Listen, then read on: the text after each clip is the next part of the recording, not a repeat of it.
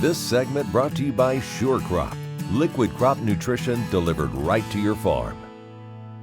I'm Brityne Rucker, and this is Ag AM in Kansas. For an update on impacts of COVID-19 on Kansas land values, I have with me Mykel Taylor from Kansas State University's Department of Agricultural Economics. Welcome, Mykel. Thank you. Thank you for letting me be here. Now, Mykel, many people are interested in current estimates of the value of an average parcel of ground for their county. Mykel, what has been the impacts due to COVID-19 on land values for cropland and pasture?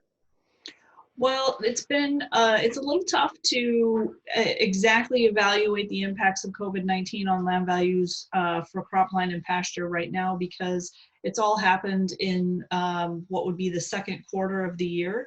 And so we need those second quarter land sales in order to really evaluate the impact. But we can make some statements about where we think things are headed just based on the situation at hand. And one of those things is that, we've seen interest rates keep falling. The stock market is a little bit volatile. And we've also got money coming into producers for a stimulus money from the federal government. And so those things all are going to help support the land market as we proceed into this period of uncertainty. I think that we have to recognize that we've had also pretty low net farm income over the past couple of years. It's been supported pretty dramatically by stimulus money and the market facilitation program payments.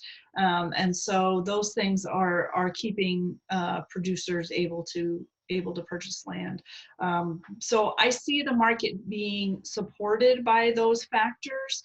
And that's a good thing, because otherwise we do have some producers out there who are going to need to pay off some debt, and selling parcels of land is one of their best options. And so we don't want to see the supply of land spike too much, because that will put downward pressure on land values. And so just some offsetting effects, but I see the market being pretty stable right now, just because of the money that we've gotten from federal dollars. Now, is there a difference between non-irrigated versus pasture land for land value? Yes, there is. Pasture land always runs at a discount relative to non-irrigated cropland. In the publication that we just put out on cropland values in the state of Kansas, what we found was the movement in land values from 2018 to 2019 was a 7% drop for cropland values and a 1% drop for pasture land. So pasture land has held steady, and cropland has lost a few points, about seven percentage points. And those are estimates across the state. Obviously, different parts of the state are going to have different localized land market conditions, and so those numbers don't necessarily reflect every individual market. But what it does reflect is we base those estimates off of actual land sales. So it's the full spectrum of the market, not just auctions, but also private treaty sales that are still considered open market sales. And so we keep those in there, and that gives us a sense of what the full market is doing. Now, Mykel, any last words of wisdom or information you have to landowners over Kansas land values? I would just say don't get too nervous about the COVID-19 situation yet. Like I said, I think the stimulus dollars are going to help put off some of the land sales that we might have seen otherwise.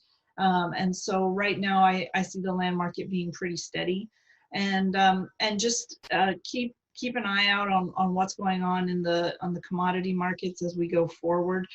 This fall it'll be interesting to see what happens, but I think that the land market is still pretty steady right now, and hopefully it will stay that way as we go forward. Well, Mykel, as always, thanks for being on the program.